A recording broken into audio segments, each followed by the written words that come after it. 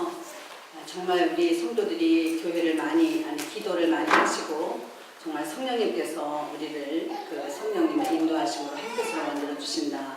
그 가사를 통하여 정말 말씀과 하나가 되는 그래서 많이 느꼈어요. 오늘 특히 더 그러네요.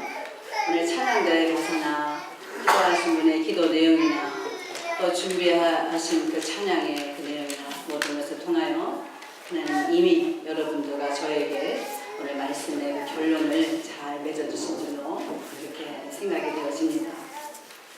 지금부터 3000년 전에 이스라엘 에브라임 산지라는 곳에 있었던 실제 일어났었던 이제 그 이야기를 오늘 본문에서 소개하고 있습니다. 한나라 이름하는 여자가 있었습니다. 엘가나라고 하는 사람과 결혼했어요. 사랑을 많이 받았어요. 행복했습니다. 그런데 아기를 낳지 못했습니다. 그러니까 엘가나가 할 수 없이 자녀를 얻기 위해서 다른 여자를 첩으로 취합니다. 엘가나에게는 두 아내가 있었다. 하나의 이름은 한나고 하나의 이름은 브닌나다. 한나는 무자하였으나 브닌나에게는 자식이 있었다. 그래서 한나의 마음은 서러웠다는 것입니다. 결혼을 하고 남편에게 사랑을 많이 받고 살고 있지만은 자식이 없기 때문에 그 위에 한 가지 또 더 보태줘서 브닌나라는 여자가 들어와서 아들을 낳고 그리고 자기를 심히 미워하고 격동시키고 분하게 하고 서럽게 만들었다는 거예요. 그러니까 그 대적 브닌나가 그를 격동함으로 한나의 마음이 심히 권민하였다. 이렇게 성경이 말씀하고 있습니다. 그렇습니다. 한나는 마음이 서러운 여자입니다. 그래서 마음이 늘 좋지 않고 얼마나 그 브닌나가 자기를 괴롭혔으면 대적이라고 한 집에 사는 그런 여자인데 친구처럼 지내야 하는데 자기를 그 브닌나를 대적이라고 표현을 성경은 하고 있습니다. 이제 1년에 한 번씩 매년제를 드리러 엘가나가 한나와 브닌나와 아들들 가족을 다 이끌고 산에 이제 기도하러 갑니다. 성전에 예배하러 가는 것이지. 매년제를 드리러 갈 때마다 엘가나가 제사를 드린 후에 그 제물의 분깃을 가족들에게 다 나누어 주는데 이 한나에게는 갑절이나 꼭 주는 거예요. 갑절을 사랑한다는 뜻이지요. 여러분 우리가 사랑하는 사람에게는 자꾸 뭘 해주고 싶잖아요. 내가 없는 데서도 모아가지고 정말 꼬깃꼬깃 모아놨다가 귀한 것으로 선물해서 주고 싶은 것이 우리들의 마음입니다.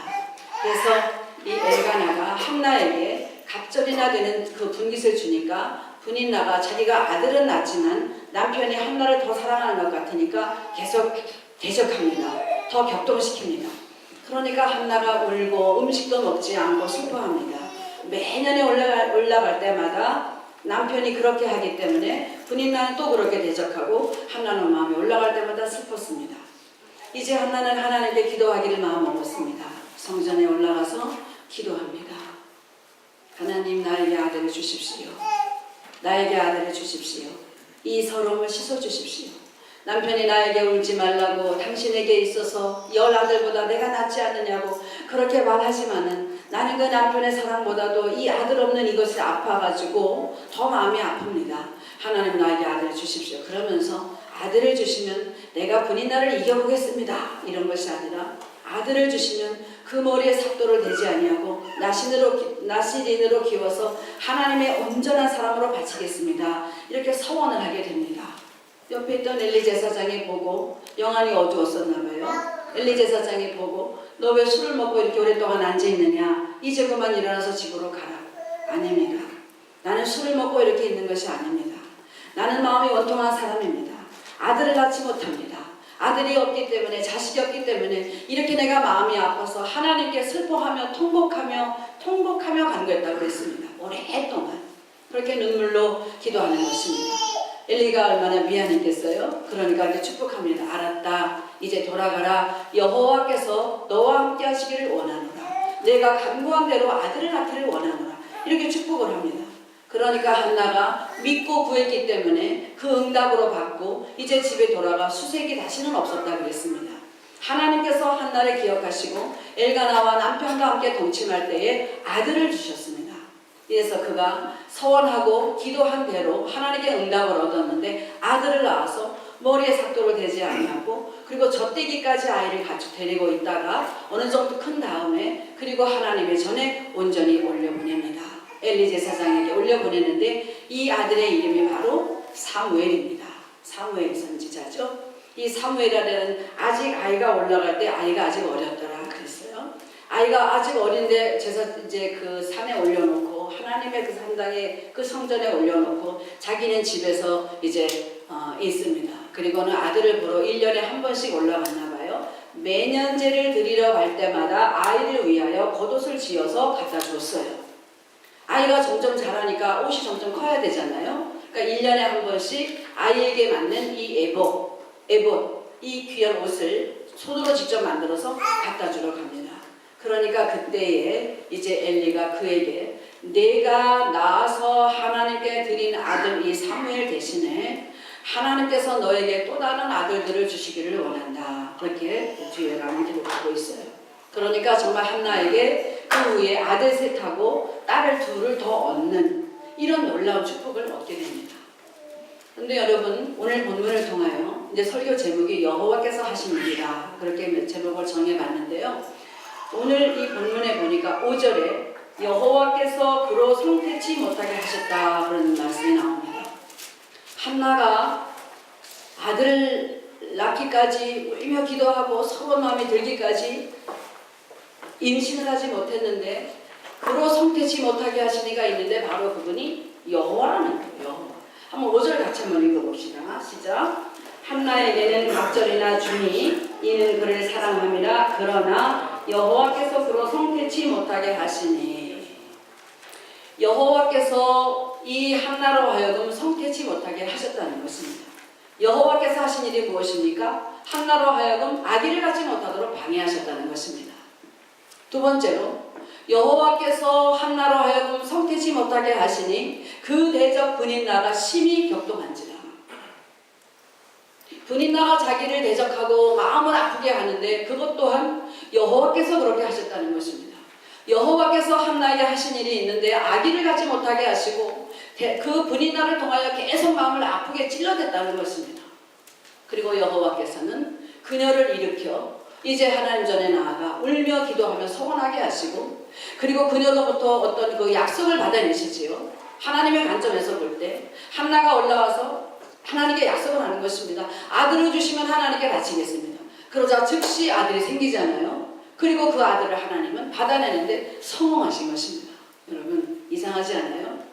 왜 하나님 멀쩡한 집안에 남편과 결혼해서 행복하게 살고 이 한나를 사랑하신다면 쉽게 아들 낳고 쉽게 잘 살면 될 텐데 아기를 낳지 못해서 그 대적 그 세 부인이 들어왔으니 얼마나 평생 동안 짐이 되고 원수고 오죽하면 대적이라고 그러잖아요. 그죠?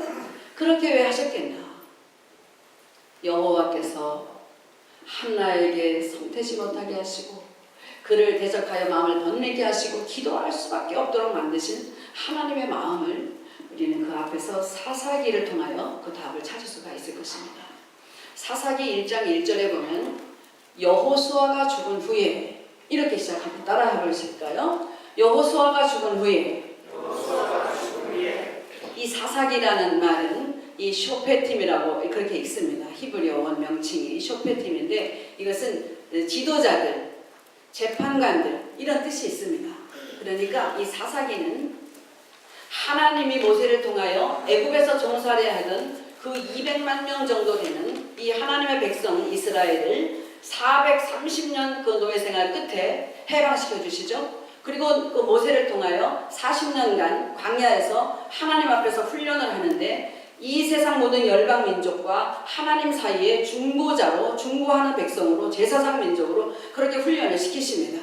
40년간의 모든 훈련 과정이 끝나고 이제 모세는 죽었습니다. 모세의 뒤를 이어 여호수아가 이스라엘 백성을 이끌고 제사장 나라가 된 그들을 이끌고 가나안 성으로 하나님이 그토록 주시마 약속하신 젖과 꿀이 흐르는 땅 그 가나안 땅으로 이제 입성을 하게 되지요. 그래서 이제 여호수아가 이스라엘 백성을 모세로부터 물려받고 하나님으로부터 지도자로 위임을 받고 그리고 그 백성을 데리고 여리고성을 함락시키시는 하나님의 은혜에 따라 가나안에 가서 이제 살게 됩니다. 그래서 7년 동안 이 영토를 차지하는 전쟁을 일으키게 되는데 성읍들, 부족들을 다 없애야 되죠. 성읍을 뺏어야 되죠. 7년 동안 이 전쟁을 하고 그리고 이제 한 9년 정도는 제비를 뽑아서 그 얻은 땅들을 12지파에게 다 나누어 주게 됩니다. 이스라엘의 아들들은 12명이죠. 그죠? 12지파입니다. 근데 그 중에 이 레위는 하나님이 기업이 친히 되어주셨고 그들은 하나님의 분깃이 되었기 때문에 이 땅을 분배받지 못했습니다. 분배받지 않았습니다. 왜? 하나님이 기업이시거든요. 그래서 그들은 이 성전에서 나오는 11조와 헌물로 먹고 살아야 했습니다. 하나님의 성막을 섬기며 이스라엘 백성을 돌보는 그런 레위인이 되었습니다. 레위인은 하나님의 기업이기 때문에 분배받지 못했으나 요셉의 11번째 이스라엘의 야곱의 11번째 아들인 요셉이 낳은 에브라임과 므낫세에게 각각 지파를 다 줬기, 이제 분깃을 줬기 때문에 이스라엘은 이 레위 지파가 빠졌어도 나머지 다시 12지파가 된 것입니다. 그래서 12지파에게 땅을 다 분배합니다. 그리고 가나안 성에 입성한 지 16년 만에 이제 여호수아는 110세의 일기로 세상을 떠나게 됩니다. 사사기는 여호수아가 죽은 후에 그 시기로부터 시작해서 340년 동안 12명의 사사를 세우신 하나님에 의하여 이제 어떤 한 민족으로 가나안 땅에 정착한 그 민족으로 하나님의 제사장 민족으로 굳게 세워지는 그런 과도기적인 그런 시대를 살았던 그런 이제 역사라고 볼 수가 있습니다. 이 사사기는 판관기라고도 하죠, 그죠? 재판장들이 되어서 리더들이 종교적인 재판을 해주고 또 적이 들어오면 공격을 하고 같이 이제 막아서 방어하는 또 정치적으로 종교적으로 이런 이제 리더들이었습니다. 그래서 처음 사사 온니엘부터 시작해서 마지막 사사 삼손까지 12명인데 그 중에 여선지 드보라와를 도운 그 바락을 치면 13명이라고도 하지만 보통 12명의 사사가 있다 이렇게 생각하시면 됩니다. 340년 동안 12명의 사사들을 통하여 하나님이 그들이 악을 베풀면 적을 보내서 치게 하시고 회개하면 사사를 일으켜서 구원하게 하시고 나라를 해방시켜 주시고 또 죄를 지면 이웃 민족을 들어와서 그들이 남겨놓은 부족이 있거든요. 그들 부족이 와서 치게 하시고 또 고통 가운데 부르짖으면 사사를 세워서 그들을 위해서 기도하고 해방시키고 구원하시는 이런 이제 순환고리적인 그런 역사를 340년간 이어지게 됩니다. 여호수아가 죽은 후에 340년 동안 이 사사들이 다스리는데 이 사사시대의 특징은 뭐냐면 이렇게 한번 따라해 보십시오. 그때에 이스라엘에 왕이 없었으므로 사람들이 자기 소견에 옳은 대로 행하였더라. 이 시대의 특징이 정의가 이거예요. 다스리는 사람이 부모 말도 듣지 않는 거예요. 재판관이 있어도 이 재판관도 시시해가지고 영적으로 타락했기 때문에 온전한 재판관이 사실 없는 거예요. 하나님이 주신 달란트를 세상을 위해서 정욕적으로 쓰다가 멸망당한 삼손도 있잖아요. 마지막 사사. 사무엘 전에 마지막 사사. 하나님이 주신 달란트를 하나님을 위해서 사용해야 되는데 사사로 부름받자마자 딥나로 내려가서 블레셋 여자를 부인으로 취하려고 하고 가사에 내려가 기생과 정말 사귀고 드릴라라는 여자와 사랑에 빠져가지고 하나님이 주신 그 비밀을 알려주므로 머리카락을 잘리게 되고 그리고 두 눈이 뽑히게 되고 처참한 결말을 맞이한 물론 하나님이 그래도 사랑하셔서 마지막에 삼손이 죽을 때에 죽인 그 블레셋의 사람이 그가 사사로 살아서 있을 때보다도 더 많은 사람을 죽였더라. 이렇게 하나님의 능력이 소개되고 있습니다만은 이런 사사들이 이런 일을 했던 그런 시대예요. 하나님의 관점에서 세상을 바라봤을 때 3,000년 전에 그 이스라엘 백성을 바라보셨을 때에 얼마나 마음이 아프셨겠어요. 사사기 17장부터 한번 여러분 가서 한번 읽어보세요. 17장에는 이런 이야기가 있습니다. 한 미가라는 사람이 있는데 자기 집에 신상을 만들어 놓고 은으로 에봇을 만들고 이 제사장의 이제 목장입니다. 그런 것을 만들어 놓고 신처럼 모십니다. 그리고는 일개 레위인을 자기의 일개 고용인으로 우리 집에 제사장을 해라. 그렇게 내가 1년에 은 10개씩을 주겠다. 아마 최고 고급 관료들에게 그 사례비가 이제 아마 1년에 은 10개 정도 됐다고 합니다. 최고의 대우를 해줄게. 매년마다 옷 한 번씩 해줄게. 식물을 내가 주겠다. 먹을 거 걱정하지 마라. 우리 집에 와서 우리 집 제사장 노릇을 해라. 왜 그렇게 했느냐 하면은 호세아서 4장 6절에 보면 이런 말씀이 있습니다. 내 백성이 지식이 없음으로 망하는도다.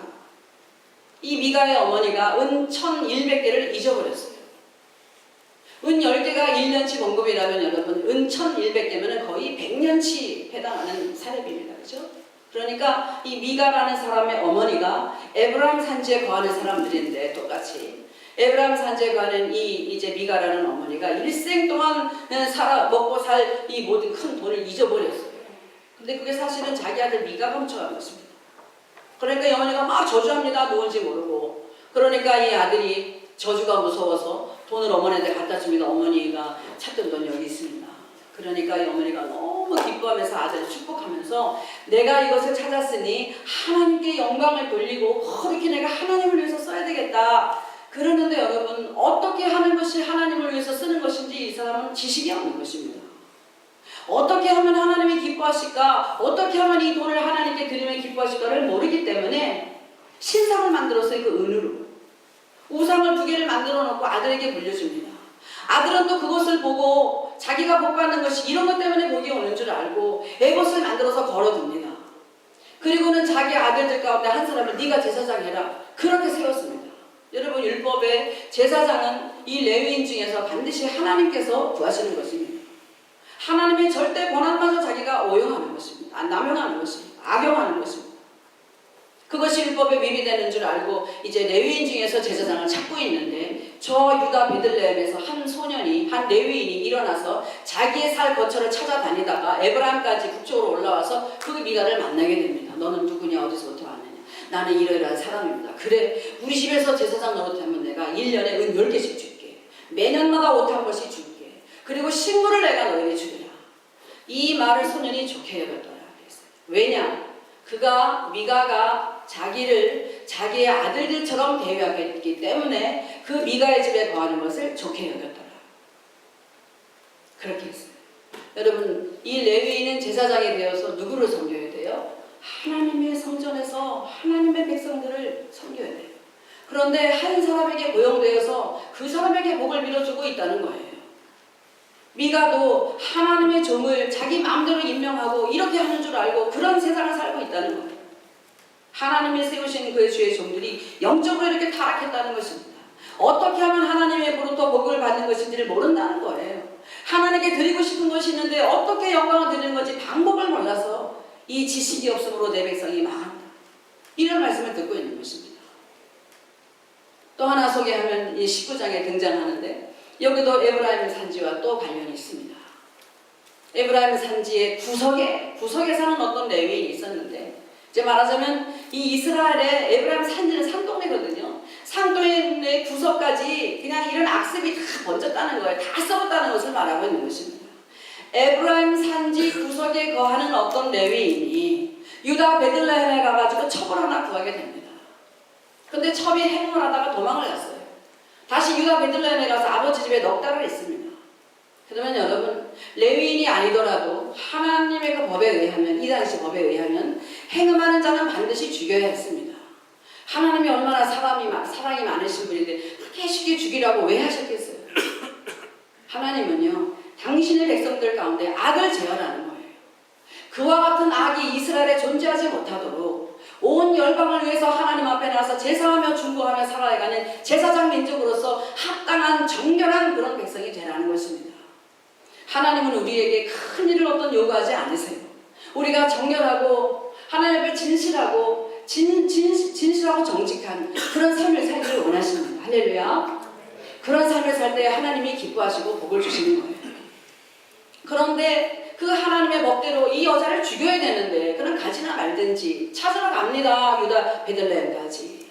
그리고 여자에게 가서 다정히 말하고 이렇게 가서 여보 그러지마 내가 용서하게 다시 나 따라가 이렇게 말했겠죠. 그죠? 성경에 그렇게는 나와 있지 않지만 그 여자에게 찾아가 여자에게 다정히 말하고 그를 데려오고자 한지라.